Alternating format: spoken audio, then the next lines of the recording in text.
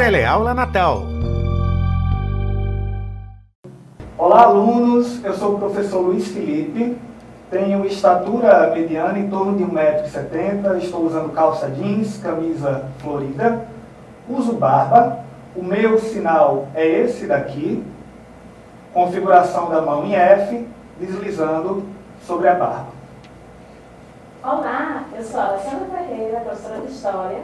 Estou vestindo uma blusa preta, calça jeans, uso óculos, tenho os cabelos cacheados e curtos. E o meu sinal em libras é, eu estou fazendo um movimento em torno da cabeça, movimentos giratórios. Minha mão está semi-fechada.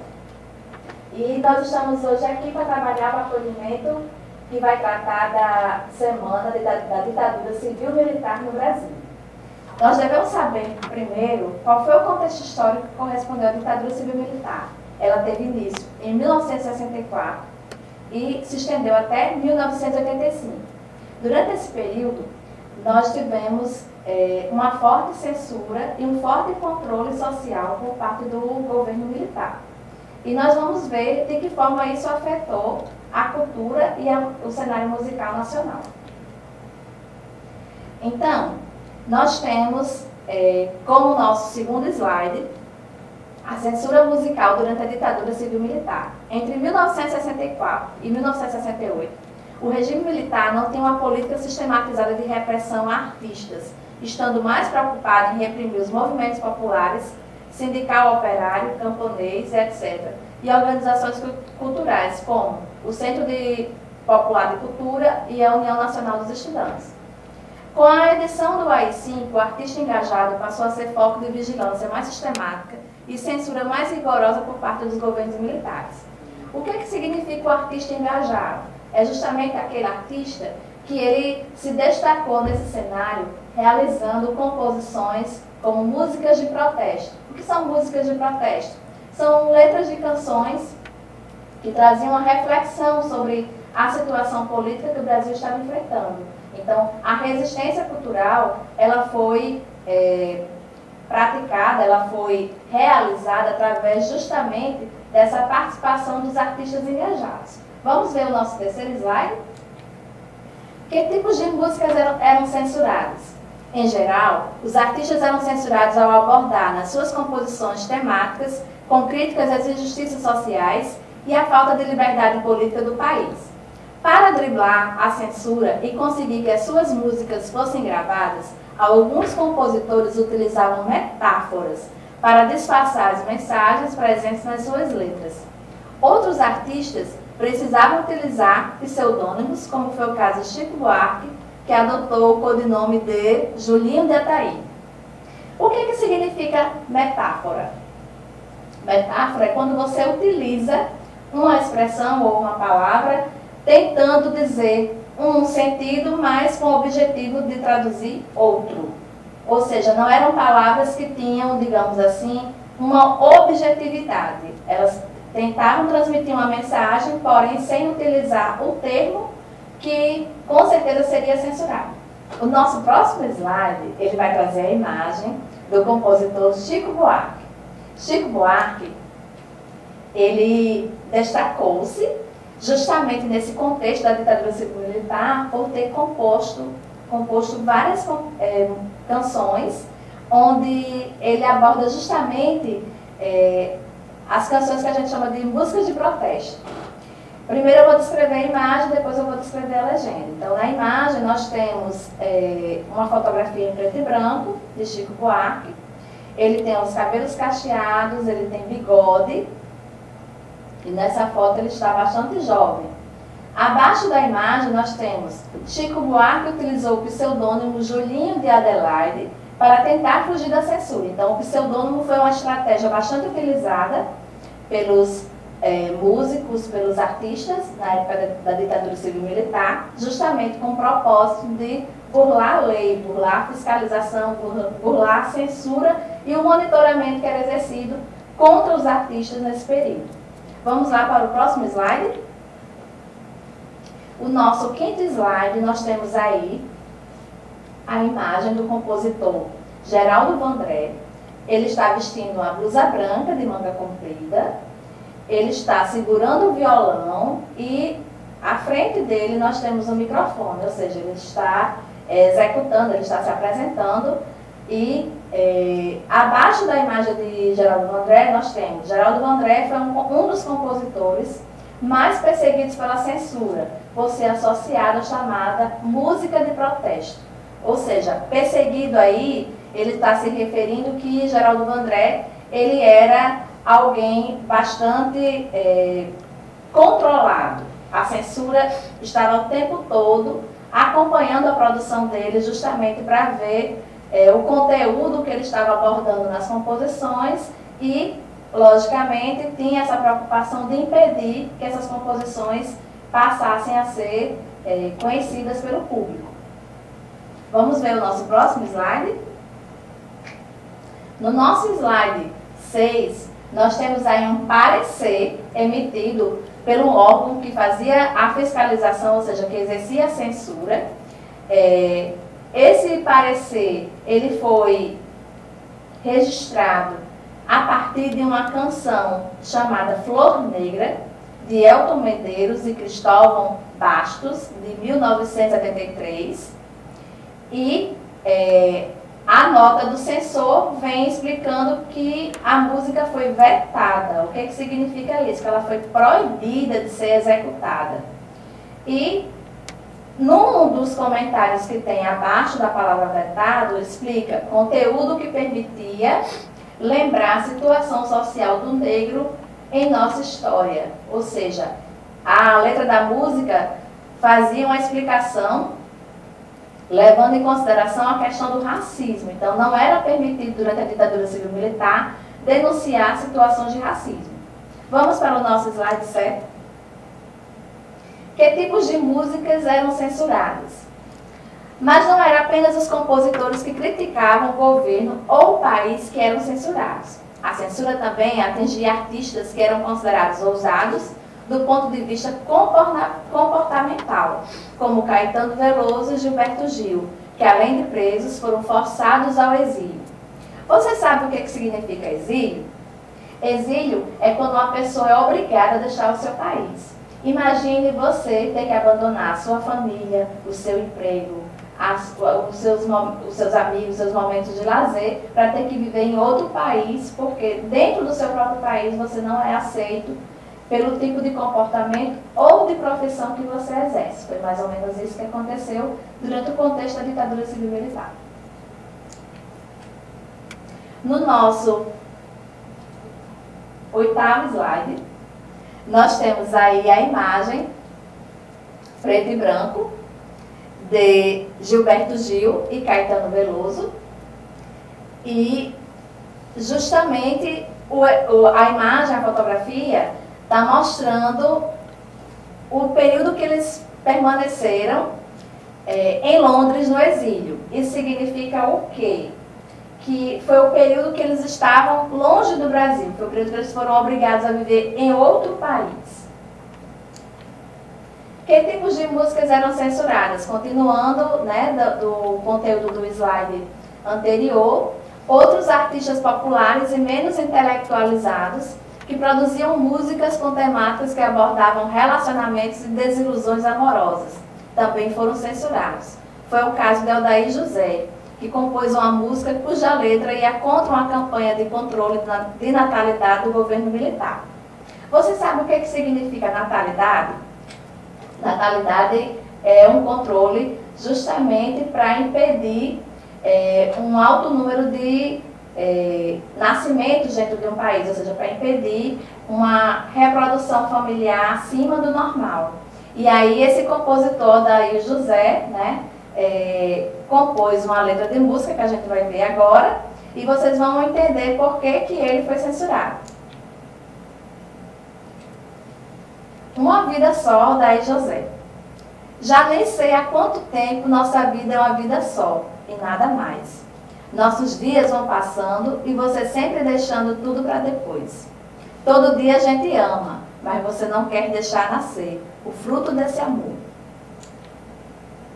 Não entende que é preciso ter alguém em nossa vida, seja como for. Você diz que me adora, que tudo nessa vida sou eu, então eu quero ver você esperando o filho meu. Pare de tomar a pílula, pare de tomar a pílula, pare de tomar a pílula, porque ela não deixa o nosso filho nascer. Então, a composição, ela traz, né, um apelo para que a esposa ou a namorada, né, da pessoa que está cantando a música, né, pare de tomar a pílula. Que pílula é essa? É a pílula justamente anticoncepcional. Então, nós temos aí uma espécie de enfrentamento, né, ao governo, quando se tocava a música, né, se estava dizendo que o controle de natalidade não era importante. Então, essa música foi censurada em virtude disso, porque era uma desobediência, digamos assim, civil. Vamos para a nossa próxima música. A nossa última música é a música Cálice, de Chico Buarque e Gilberto Gil. E vamos ler agora a letra. Pai, afasta de mim esse cálice. Pai, afasta de mim esse cálice. Pai, afasta de mim esse cálice de vinho tinto de sangue. Como beber dessa bebida amarga, tragar a dor, engolir a labuta. Mesmo calada, a boca resta o peito. Silêncio na cidade não se escuta. De que me vale ser filho da santa? Melhor seria ser filho da outra. Outra realidade, menos morta. Tanta mentira, tanta força bruta. Como é difícil acordar calado, se na calada da noite eu me dano. Quero lançar um grito desumano, que é uma maneira de ser escutado. Esse silêncio todo me atordoa. Atordoado, eu permaneço atento. Na arquibancada, para a qualquer momento, ver emergir o monstro da lagoa. De muito gorda, a porca já não anda. De muito usada, a faca já não corta. Como é difícil, pai, abrir a porta. Essa palavra presa na garganta. Esse pileque homérico no mundo. De que adianta ter boa vontade? Mesmo calado o peito, resta a cuca dos bêbados do centro da cidade. Talvez o mundo não seja pequeno, nem seja a vida um fato consumado. Quero inventar o meu próprio pecado, quero morrer do meu próprio veneno. Quero perder de vez tua cabeça, minha cabeça perder teu juízo. Quero cheirar fumaça de óleo diesel, me embriagar até que alguém me esqueça. Então, essa última música que nós acabamos de ler a composição, a música Cálice, do Chico Buarque e do Gilberto Gil, ela é justamente aquele exemplo que a gente tinha dado no início da aula, né? Quando os compositores utilizavam a metáfora. Então, a gente vai ver agora o que significa essa metáfora. A metáfora é quando você utiliza um termo, uma expressão, uma palavra, que ela pode ter outros sentidos. Então, a palavra cálice, escrita do jeito que está, né? C-A-L-I-C-E, ela pode ser associada com um artefato que é utilizado durante a realização das missas na Igreja Católica. O cálice, ele pode ter o sentido do verbo calar no imperativo. E o cálice, ele pode também ser associado com a frase que Jesus Cristo disse na cruz, de livrá-lo do mal, né? De livrá-lo daquela situação tão angustiante que ele estava passando no momento da morte. Então, a metáfora ela se aplica nesses três sentidos, por isso que foi utilizado esse termo. Então, eu gostaria muito que vocês apreciassem agora o belo número musical que o professor de História Luiz Felipe preparou para vocês, interpretando essa música, a canção Cálice. Pai, afasta de mim esse cálice, afasta de mim esse cálice, afasta de mim esse cálice de vinho tinto de sangue. Como beber dessa bebida amarga, tragar a dor, engolir a labuta. Mesmo calada, a boca resta o peito. Silêncio na cidade não se escuta. De que me vale ser filho da santa? Melhor seria ser filho da outra. Outra realidade menos morta. tanta mentira, tanta força bruta. Pai, afasta de mim esse cálice, Pai, afasta de mim esse cálice, afasta de mim esse cálice de vinho tinto de sangue.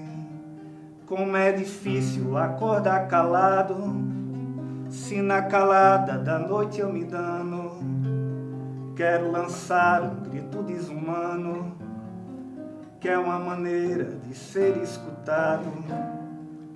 Esse silêncio todo me atordoa, e atordoado eu permaneço atento, na arquibancada pra qualquer momento ver emergir o monstro da lagoa. Pai, afasta de mim esse cálice, Pai, afasta de mim esse cálice, afasta de mim esse cálice de vinho tinto de sangue.